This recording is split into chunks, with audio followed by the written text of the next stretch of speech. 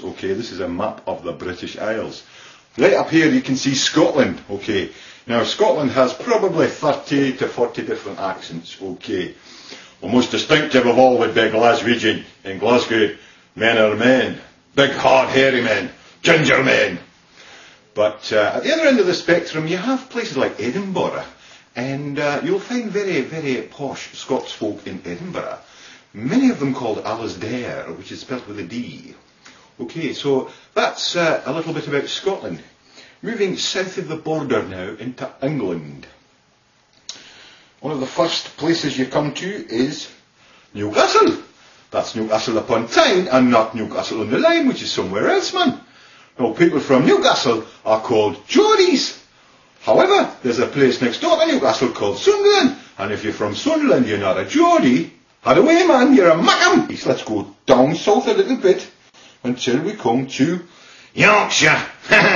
North Yorkshire. North Yorkshire's lovely. It's very rural, very, very rural, and lots of nice scenery. Lots of real folk, proper folk.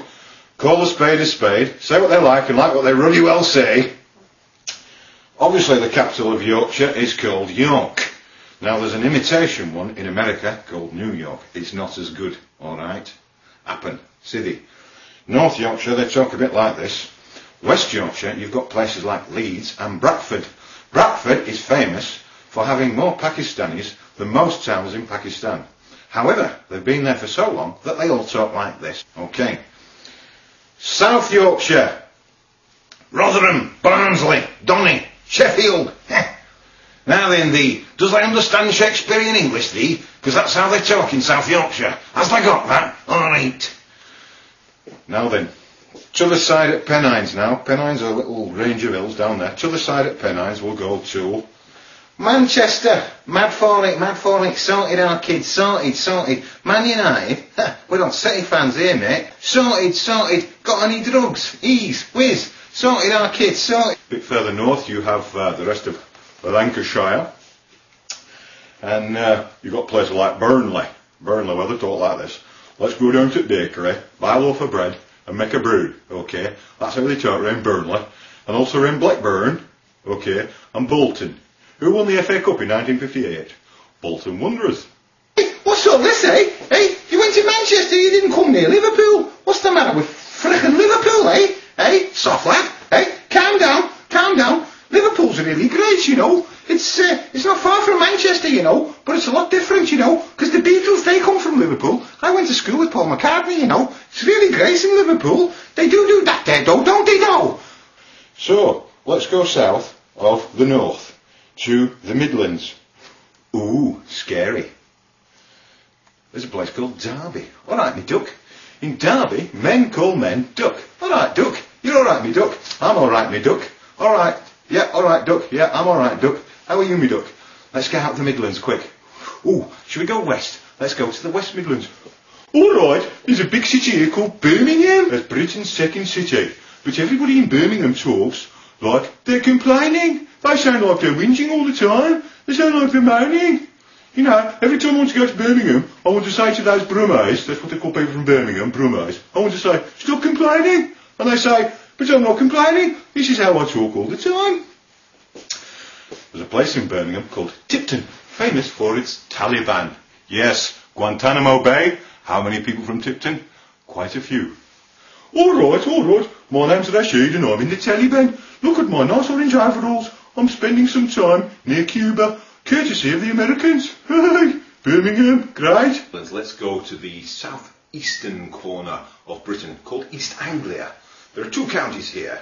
One of them is called Suffolk, and the other is called Norfolk. All right, my booty. Now, people from Norfolk, from the Norfolk Broads especially, they speak Broad Norfolk, see? They have a beautiful language, all right, my booty. It's a beautiful, beautiful language. It's not a huge place, and they don't say tube like the rest of the country. They say tube, and they say beautiful, and booty doesn't mean that thing that they sit on. No, it means your booty. All right, my booty. Lovely. So Norfolk has a couple of big cities like Norwich and Thetford, and a little place called Diss. Oh, we're starting to get posh now. We're coming into the home counties, yes. The counties around London where people speak proper English, the Queen's English, a received pronunciation. Yes, BBC English, proper English, good old-fashioned English, English that people all over the world can understand. Yes, jolly good, home counties, places like Berkshire. Yes, Kent, Sussex, Essex. Oh, don't know about Essex. Some accents, though, is not like dependent on where you is coming from, though. Some of them is part of your culture, innit? Because the youth in Britain, what we call the Wigger youth, them is maybe white or them is Asian, but them is wanting to be black, though, because them is liking the hip hop and the rap, though. So they is talking like this, though.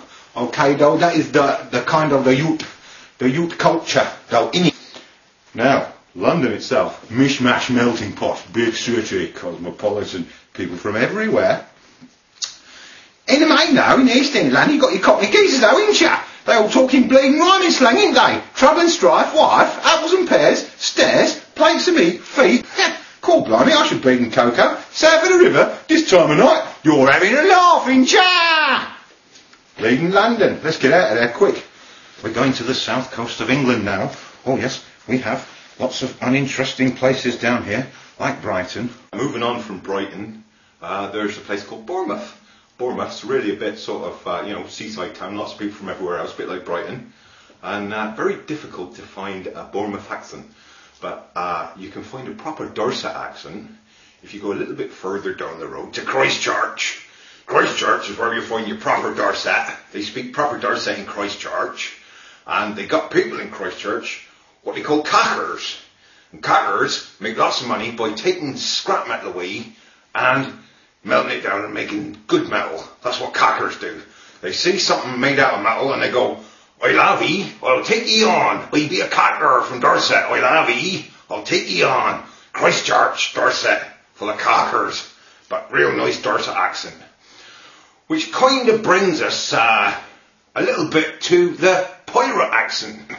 "Shiver me timbers, war, pieces of eight, we be pirates." Where do pirates come from?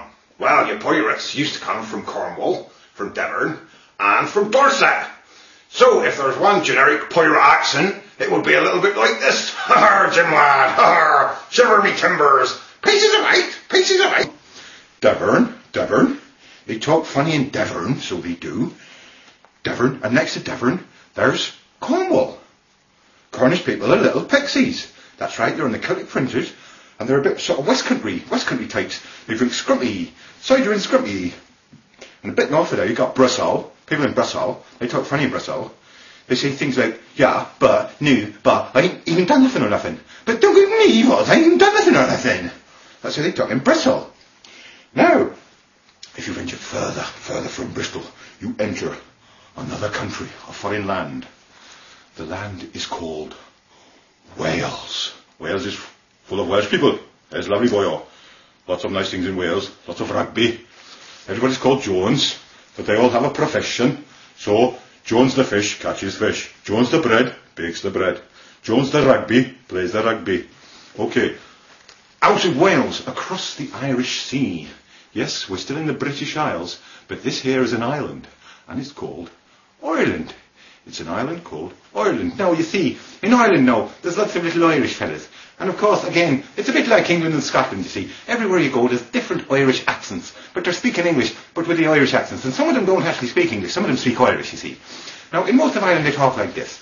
But in the rural parts, they're talking a lot slower than they do in the cities, okay? But there's a very dangerous political point I'm going to make now. Because, you see, the island of Ireland is a little bit fractured and divided. Let me explain. Here we have the United Kingdom of Great Britain and Northern Ireland. Moot point. I'm standing here outside the Houses of Parliament. Yes, my name is John Cole. I used to be chief political correspondent for the BBC, and you'd see me every evening standing outside the Houses of Parliament on the lawn, talking in my Northern Irish drawl.